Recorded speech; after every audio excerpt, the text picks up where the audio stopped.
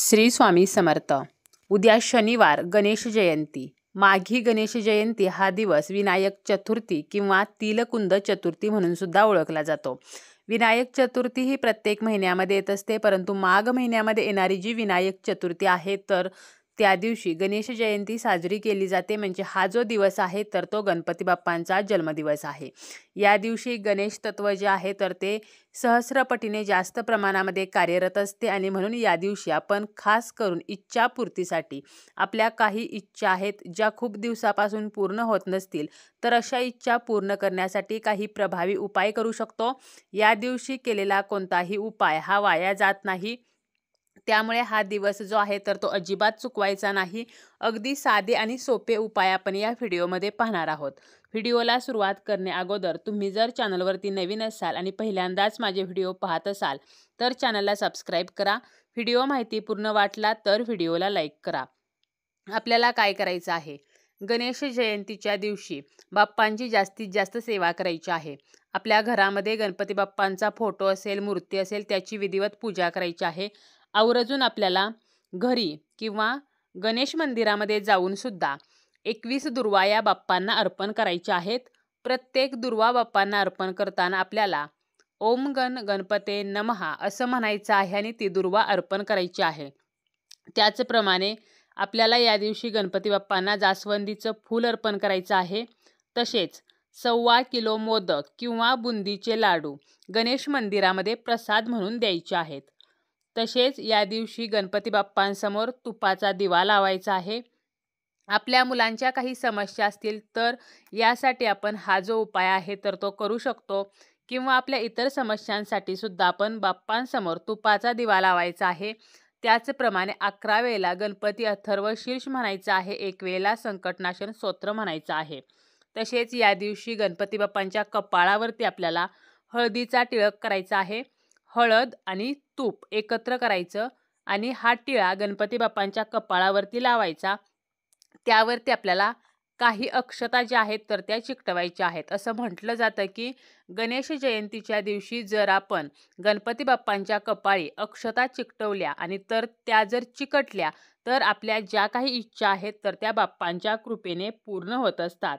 त्याचप्रमाणे जर आपण अनेक समस्येने ग्रासलेले असो, पैशासंबंधीच्या अडचणी असतील तर आपल्याला काय करायचं आहे, एक लाल कापड गणपती बाप्पांसमोर ठेवायचं आहे आणि त्यावरती 5 हळकुंड आणि 1 रुपया आपल्याला ठेवायचा आहे। त्याची पोटली तयार करायची आहे आणि ही पोटली गणपती बाप्पांच्या चरणाजवळ आपल्याला आपल्या देवघरामध्ये दिवसभर ठेवायची आहे आणि रात्री तिजोरीमध्ये ठेवायची आहे।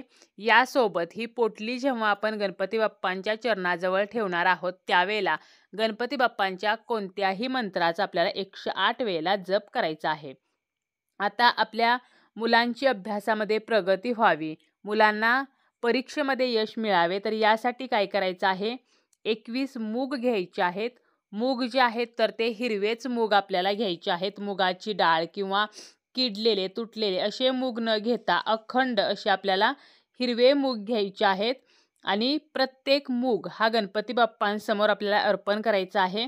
परंतु हे अर्पण करताना ओम गण गणपते नमः असं म्हणायचं, 1 मूग अर्पण करायचा, ओम गण गणपते नमः म्हणायचं, दुसरा मूग अर्पण करायचा। तर अशा प्रकारे 21 वेळेला ओम गण गणपते नमः म्हणत 21 मूग जे आहेत तर ते बाप्पांना अर्पण करायचे आणि दुसऱ्या दिवशी हे मूग जे आहेत तर ते भातामध्ये किंवा आमटीमध्ये आपल्याला टाकायचे आहेत। हिरवे मूग जे आहेत तर ते बुध ग्रहाचे प्रतिनिधित्व करतात आणि बुध ग्रहाच्या प्रभावाने आपल्या मुलांना अलौकिक बुद्धिमत्ता त्याचप्रमाणे आकर्षक व्यक्तिमत्व प्राप्त होत असते। त्यामुळे आपण हा जो उपाय आहे तर तो सुद्धा आपल्या मुलांसाठी करू शकतो। त्याचप्रमाणे या दिवशी गणपती बाप्पांच्या मंत्राचा जास्तीत जास्त आपल्याला जप करायचा आहे।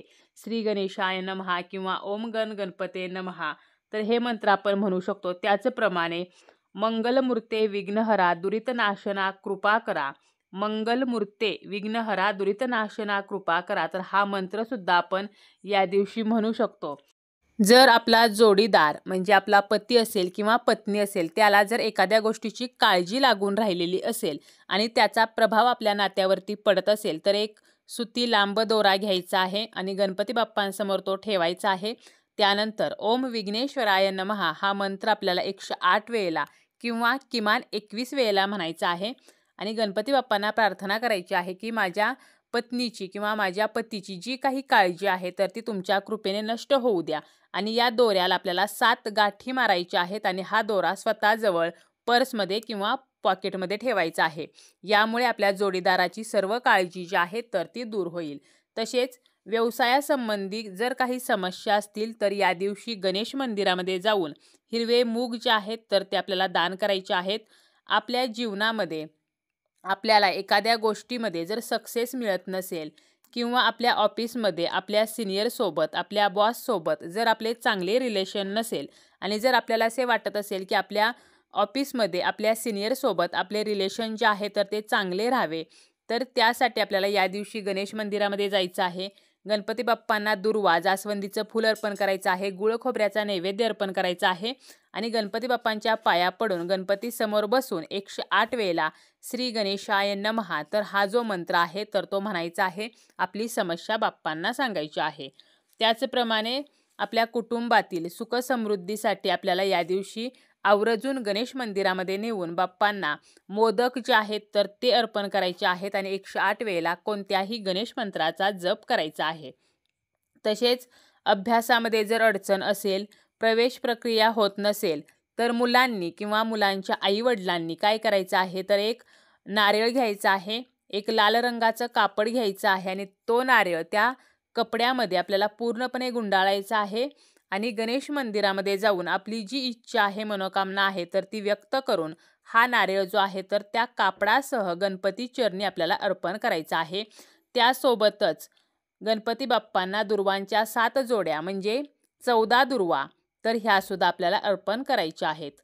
आपल्या जीवनातील दुःखे ही नष्ट व्हावीत यासाठी एक पिवळ्या रंगाचं कापड घ्यायचं आहे. कापड नवीन असावं आणि एक हळकुंड घ्यायचं आहे आणि गणपती बाप्पांसमोर बसून आपल्याला सर्वप्रथम त्या पिवळ्या कपड्यावरती हे हळकुंड ठेवायचं आहे आणि त्याची आपल्याला पोटली बांधायची आहे आणि गणपती बाप्पांसमोर ही पोटली ठेवायची आहे. आणि यानंतर 11 वेळेला अथर्वशीर्षाचं पठण करायचं आहे आणि त्यानंतर दिवसभर हे हळकुंड गणपतीसमोर तसेच राहू द्यायचं आहे आणि दुसऱ्या दिवशी हे हळकुंड त्या कपड्यासह पाण्यामध्ये विसर्जन करायचं आहे. ज्यामुळे आपल्या जीवनातील दुःखे, संकटे, अडचणी ज्या आहेत तर त्या दूर होतील. तसेच गणेश मंदिरामध्ये आपण जर या दिवशी गेलो तर आवर्जून गणपती मंदिरातून परत घरी येताना गणपतीच्या चरणाजवळ वाहिलेले जे तांदूळ आहेत तर त्यातील काही तांदूळ हे आपल्याला घरी आणायचे आहेत. 11, 21 तर असे तांदूळ आपण आणू शकतो आणि घरी आणल्यानंतर एका लाल कपड्यामध्ये बांधून किंवा एका लाल कागदामध्ये बांधून ते आपण तिजोरीमध्ये, आपल्या पर्समध्ये, पॉकेटमध्ये किंवा आपल्या व्यवसायाच्या ठिकाणी ज्या ठिकाणी आपण पैसे ठेवतो तर त्या ठिकाणी आपण ठेवू शकतो. त्याचप्रमाणे महत्त्वाच्या कामाला जेव्हा आपण जातो तर त्यावेळेला यातील 4 ते 5 तांदूळ आपण आपल्या खिशामध्ये, पर्समध्ये, पॉकेटमध्ये सुद्धा ठेवू शकतो. जेणेकरून आपण ज्या कामाला गेलेलो आहोत किंवा जाणार आहोत तर ते काम जे आहे तर ते बाप्पांच्या कृपेने यशस्वी होईल. तर असे काही साधे सोपे उपाय आहेत जे आपण या दिवशी करू शकतो. त्याचप्रमाणे गणेश जयंतीचे बरेचसे व्हिडिओसुद्धा आपल्या चॅनलवरती आहेत. इन डिटेल त्यामध्ये उपाय कसे करायचे आहेत तर ते सांगितलेले आहेत. तर ते व्हिडिओसुद्धा तुम्ही पाहू शकता.